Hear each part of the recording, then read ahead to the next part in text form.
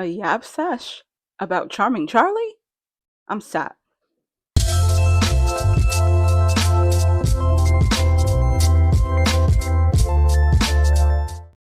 Hey creatives, welcome back. And if you're new around here, hi, I'm Kat, your branding bestie. This is my channel, Creatives Collective Co., where I marry my love of commentary and give my 2 cents on what's going on in our pop culture through a branding lens. And today, your girl is talking about something near and dear to my heart, Charming Charlie. If you were around in the mid 2000s to early 2010s, you know what Charming Charlie was. That Charming Charlie and teeny bopper mid 2010s millennial, that goes hand in hand. And it is especially such a tender place in my heart because I am a proud Charming Charlie alumni. I got to work there in 2013 and I loved it. I loved it. I wore my weight. I wore my weight in bubble necklaces and I would do it again. And today I want to delve into the branding aspect. I want to look at Charming Charlie as a brand, how they started, who started it, where they went, um, where they are now. And I will invite you to dream with me. If there was some kind of comeback that they had, what could that look like? Let's delve into it. Charming Charlie was birthed in 2004 by a Thai American businessman named Charlie Chanaratsapan. Okay, girl, I said that right the first time. He founded his namesake flagship store in 2004 in Houston, Texas. And right away, it already started making waves because of its unique merchandising. Charming Charlie was known for quite a few things, but the main thing you knew Charming Charlie for was when you walked in that store, every bit of their merchandise was color coordinated. It was separated and organized by color. So you can go in one corner of the store and you had pinks. You had one corner of the store, you had your oranges. You had one corner of the store, you had your golds and your silvers and yellows. They had a classy section. I'm going off the dome here. That's from my memory. And it was a fabulous, honestly, never before had that happen and never again has anybody else attempted that. And it was such a unique take, a unique presentation that people jumped on it, and it was something that quickly established Charming Charlie being set aside from the rest. Yes, it was costume jewelry, but it was costume jewelry that was separated properly and merchandised properly, and they knew how to market it in a way where it was fun and fresh and different. And so Charming Charlie quickly made a name for itself. Another factor in their success was how they brought high fashion into the everyday buyer and made it tangible for them. You have to remember at that time, social media was new. And before that, we had celebrities, and celebrities were very separated from us. So you had a TV screen or a magazine article that separated you between this person. There was no relationship or no chance of you really interacting with that person outside of meeting them out in the wild or going to like a paid meet and greet or what have you. So there really was every interaction was curated. So now you're in an era where the celebrity is still, their intrigue was still there, and now you have the added potential parasocial relationship, because now what do you mean I can talk with Chris Brown on Periscope? What do you mean I can interact with so and so? I can interact with another celebrity on Instagram and comment, and they may interact with it. There was such a new level of access that we never had to celebrity. So you saw a spike in interest, and in the age group that they aimed at. Let me bring it back to Charming Charlie. Charming Charlie saw that. And because of the age group, at that age group, naturally, you're interested in celebrity, you're interested in what they're wearing, the trends, fashion wise, what was popular. Still to this day, of course, you see that in different levels now. But back then, our main source of trend watching was through watching what celebrities wore. And so now you have this tangibility. You are able to interact with them. So now you're more interested than you ever were before. And Charming Charlie's taking that interest and taking the special attention that's being paid. They're watching the trends, they're setting trends, and then they are taking the trends that they see that are popular in magazines and making it a price point that was affordable to a college student or a teeny bopper girl who wanted to look just like her favorite celeb. And they looked great. The merchandise was always on point. It looked like what you saw in the magazines. In fact, they made their way into magazines. They started naming trends. The arm candy, where you would see all the bracelets, the bubble necklaces, all of that came from Charming Charlie. And so they made waves for themselves where they both set trends but also took trends that were at one point almost impossible to buy without having to kind of spend that money, and made it a lot more affordable. So they definitely hit their pocket in that time era with how they married celebrity, our interest in celebrity, the age group, and brought it here. It was an incredibly smart branding model, and incredibly dangerous for a girl who at 22 had a paycheck burning a hole in her pocket. I spent so much money at Charming Charlie. It was wild. In fact, betwixt you and I am wearing this was one of my pieces that I had bought and had worn and what have you. And I kept it over the years because still to this day, they're timeless pieces. They're cute. I can still wear this, and you're not going to look at it and be like, oh, that's very 20 whatever. It's just a simple black dress. And so I figured, let me throw it on a little nod to my Charming Charlie days. So they are still to this day, they're still pieces that I have that are still very much wearable from Charming Charlie, and they just made such a huge mark. The overall energy and atmosphere of the store. Again, you have this new age of celebrity, this new access. You're able to look like them, dress like them at an affordable price point. And then you had add in the dawn of the era of YouTube. The YouTuber, the creators on YouTube, that was a whole new frontier in 2013.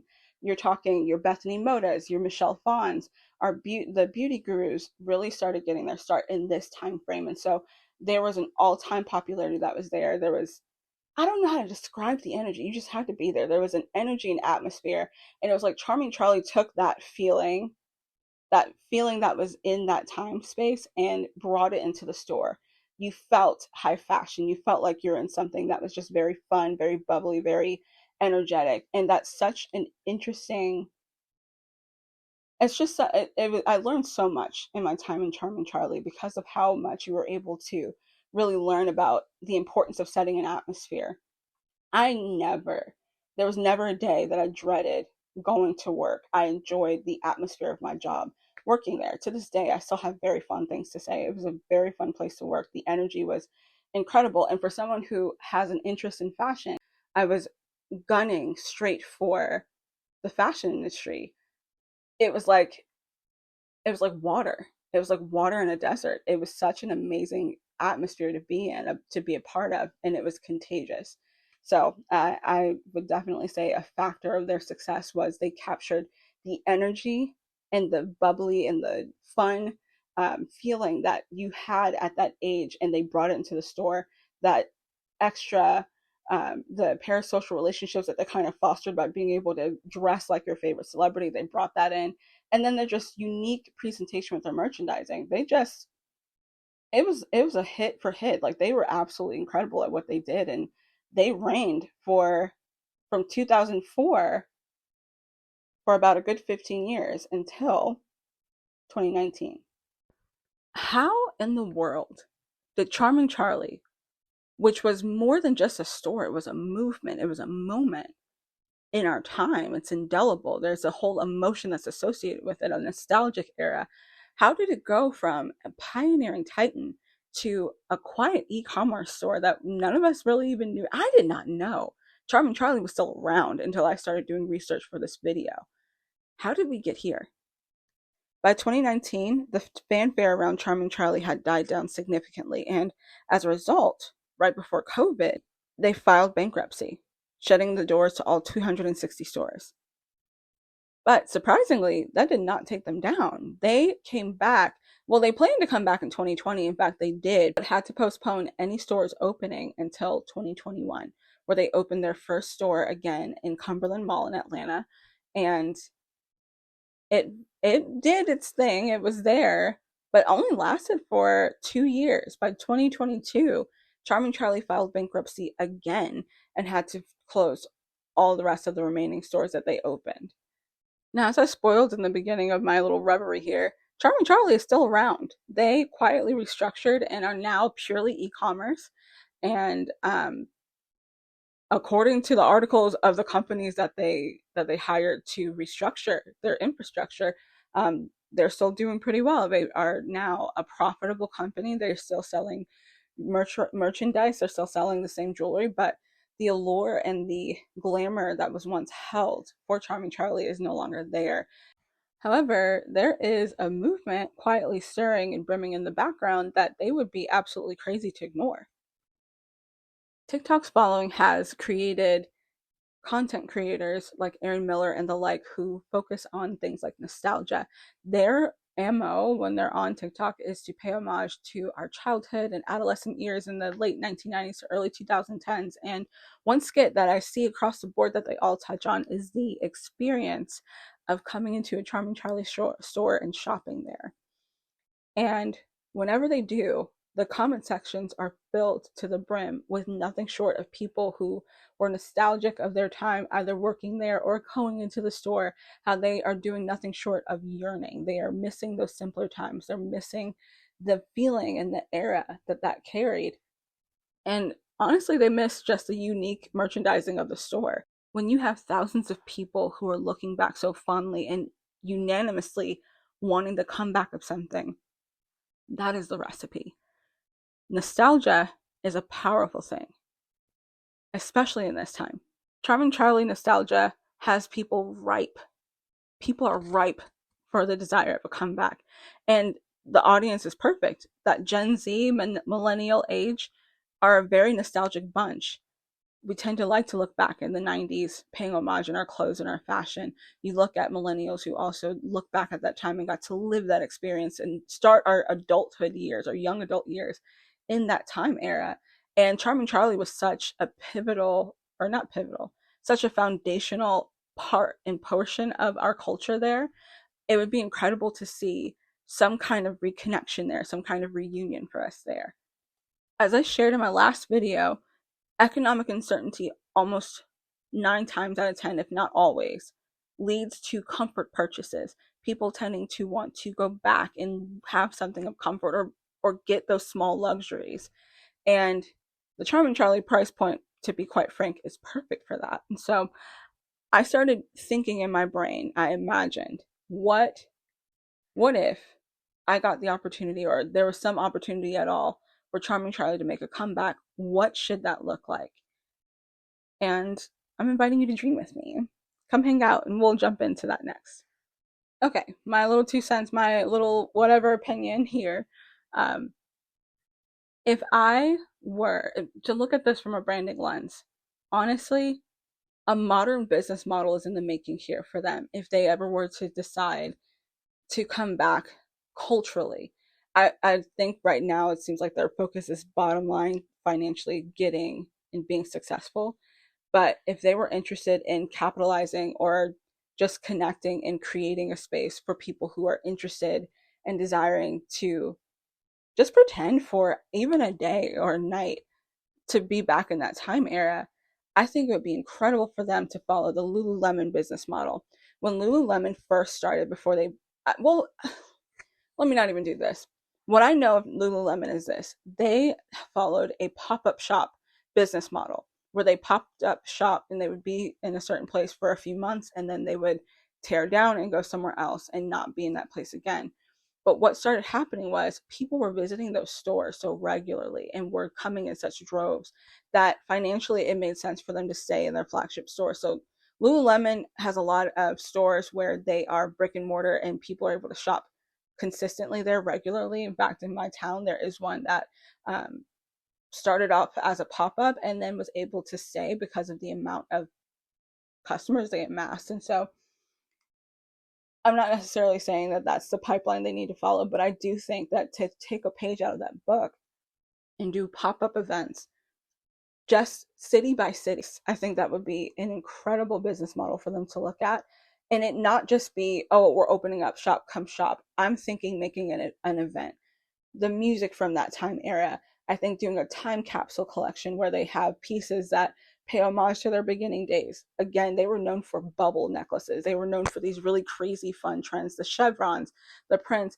It would be cute to have something there where you can purchase a piece of history, have a photo booth, Photoshop or photo op, a photo op that's reminiscent of the photo shoots that were there. I didn't touch on this, but one thing that also added to the elements of Charming Charlie's, that feeling of just absolute, almost like mini celebrity-esque kind of feel, was even the photo shoots that they had for their pieces when they had a new collection that would drop. The photo shoots were very paparazzi-esque. They were high fashion. They were fun. So if they could recreate something like that where the people who attend could have something like that there, it would be incredible. So to make it an event, not just a shop where you can come and shop, but an experience where they can come in and you can experience, let it be 2011 one more time, for just a night, and be able to have that fun memory and make it an event and only keep shop for, a few days in certain areas. So I don't know. Like, this is just my own brain spitballing and thinking different things. Another thing is, I think it would be perfect for them to, of course, I would lean for them heavily into the nostalgia, but also intermingle, of course, some current pieces, because as much as it is fun to look back at the past, to focus fully on that, what am I going to do with a closet full of peplum tops? Nothing. So, I think it would be fun to have like a time capsule collection so you can have some pieces just to remember. Some people have, I regret some of the pieces I got rid of because they're making their way around and I don't have them anymore, but it would be awesome to have some of those pieces in your collection, but then also introduce some of the new things and keeping the concept of the store being color coordinated and color organized, per section, per color. I think that would be just, honestly, it would be an incredibly easy, I won't say easy. So of course there's all kinds of planning that comes into that. That's such a flippant word. But for me, in my mind, I feel like that's just such an easy decision. There's so many people who desire the comeback who would support something like that. I don't know what the structuring would necessarily look like. In fact, no, I do, but I'll stop there. Charming Charlie, if this ever somehow reaches your feed, I would be honored. I would be honored. And quite frankly, 22-year-old Catherine would scream at the chance to be able to be a part of something, a project that incredibly. But I've got some more concepts of plans, concepts of ideas that I have, but I think that's just a good foundation. I don't know. You guys tell me what you think on that. Now, is any of this something in the works, as hypothetical as all this sounds? No, I don't think so. In fact, this is just the musings of a girl who still very much remembers fondly her time bopping around the store in her Charming Charlie gear, listening to Sarah, Tegan and Sarah. So, I mean, who knows what could come of it? But for right now, there doesn't seem like there's any plans for them to come back. But if they did, I think it would be an incredible success if they were to look into it and plan it properly and not rush it. It has to be planned perfectly. You'd have to have the build that rapport again, establish what is your social media status right now, what is that even going to look like, because when they started dying down, that was before the flip of the way we relate to social media, because now you can see with social media we are very focused on interpersonal connection. So what would that potentially look like? They'd have to take time to plan that. Totally get it. But if they did, it would be an incredibly, it would be an incredible opportunity just for the reconnection and for the nostalgia, just for people to experience something like that. So what can we learn? What can we take away?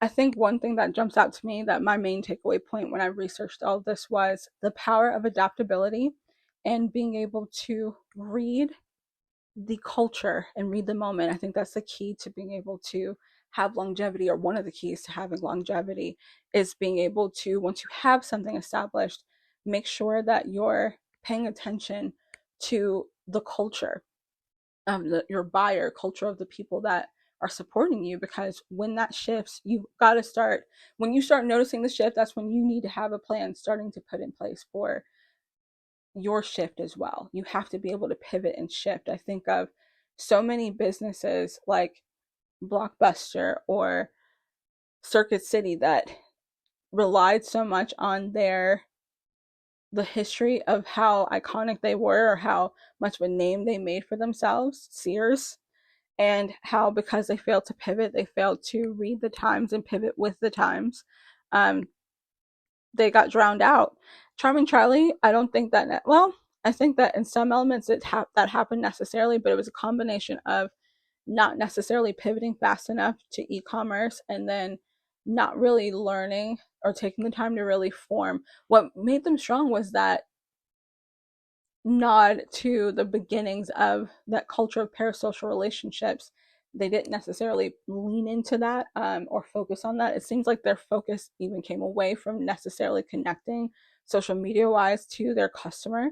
Um, and they didn't pivot with the time. So I would say the big takeaway is pivot and pay attention to the key to knowing when to pivot is watching your audience. When you start seeing the conversation starting to shift, how they're connecting starting to shift, you start making a way and making a plan to how can I continue to connect with them in this new stance. It's just like growing with a person. If you start a relationship one way with someone, and then as they grow and pivot and they some things that they were tolerable of they may not be tolerable of, so now you kind of have to shift and pivot for that. It's the same thing, and the art of doing that is a big key to longevity. So if you are a business owner or even an aspiring business owner, I have resources for you. If you want to take advantage of a conversation with moi, you surely can. There'll be links in the description down here. Also, if you're wanting to take some resources to start learning, what does it take to build a business? What does it take for me to grow a brand? Why are you even talking about branding? What does that have to do with my small business? I have free resources for that as well. So check out the links down below and sound off. I want to have conversation about this one. What do you think about Charming Charlie? What was your positive memory, or what was your memories of Charming Charlie? And would you be interested in seeing a comeback? What are your thoughts and aspects on that? I am looking forward to that in the comments. And until next time, I am Kat. I cannot wait to have another conversation with you, and we'll see you next week. Bye.